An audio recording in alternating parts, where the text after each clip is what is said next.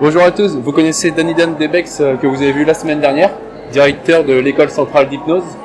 Aujourd'hui nous allons parler d'hypnose et arrêt du tabac. Donc moi j'ai eu la chance à l'école centrale d'hypnose d'apprendre une merveilleuse technique dont j'ai déjà fait bénéficier plusieurs personnes avec succès. Et aujourd'hui Dan, j'aimerais que tu nous parles un peu de cette technique d'hypnose. Elle est relativement simple en fait, puisque tu as pu le constater. Les gens te disent toujours « j'ai besoin de ma cigarette, j'ai besoin ». En fait, j'ai envie de ma cigarette. Faire pipi, ça c'est un besoin, n'est-ce pas? Et là, on ne peut pas s'en passer. On peut hypnotiser nos patients ou nos clients 500 fois, on les empêchera jamais d'aller aux toilettes. Mais fumer n'est qu'une envie qui a été déclenchée par simplement le fait de copier un adulte. Quand on était jeune, on a voulu faire comme les grands. Et l'envie n'est pas de fumer, elle est de faire comme les grands. Et si bien que quand on est gamin à 16 ou 18 ans, alors on veut frimer un petit peu et on prend la clope. Sauf que il y a un petit truc qui se passe, c'est que on prend la cigarette et tout le monde va nous dire la même chose.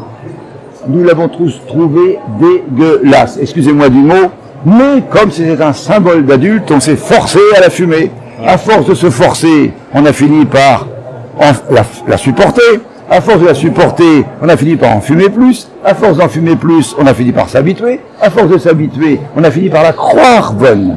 Et ce n'est qu'une croyance. Avec le PET scan aujourd'hui, on sait que le cerveau inconscient ne la trouve pas bonne. Et à force de la croire bonne, on a même fini par se croire intoxiqué. Ok? Et personne n'est intoxiqué à la cigarette. Donc en une seule séance d'hypnose, on est capable de changer le point de vue par rapport à cette envie et en donner une autre à la place. L'envie par exemple de faire du sport, ou l'envie de se payer un ordinateur nouveau avec l'argent des cigarettes. Enfin, par une discussion avec la personne fumeuse, on sait quelles sont les envies qu'elle aurait et qu'elle n'a jamais pu mettre en application.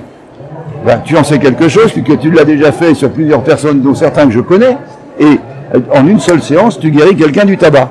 Voilà. C'est donc facile, c'est à la portée de tout le monde, ça joue sur les 5 sens. La vue, pourquoi? Parce que la première, quand nous étions enfants, nous avons vu les gens fumer, ok? Mais en plus, on a senti l'odeur du tabac autour de nous, toute notre enfance.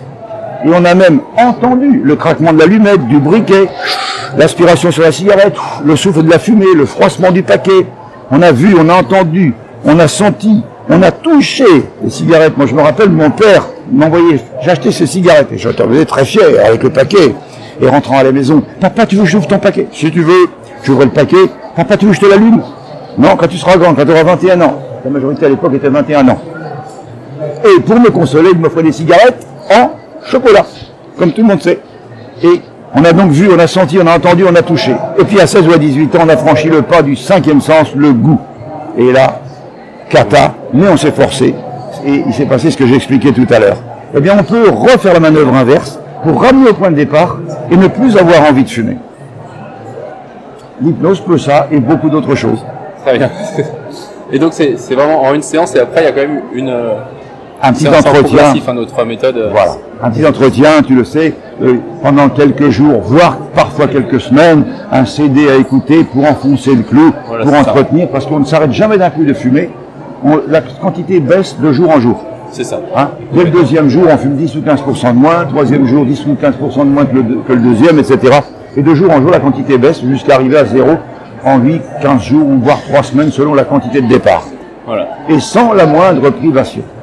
C'est ça qui est important. Ah oui. Souvent, les gens, ils ont peur d'arrêter de fumer parce qu'ils vont croire qu'ils vont prendre du poids, par exemple. Donc, avec la méthode et l'hypnose, on n'a aucun de ces effets secondaires. Aucun effet secondaire. Non seulement on ne prend pas de poids, on a une tendance à se débarrasser de quelques grammes, voire quelques kilos selon la taille de départ. Donc, très bien, merci Dan. À la semaine prochaine pour une prochaine vidéo avec Dan. Merci Pierre.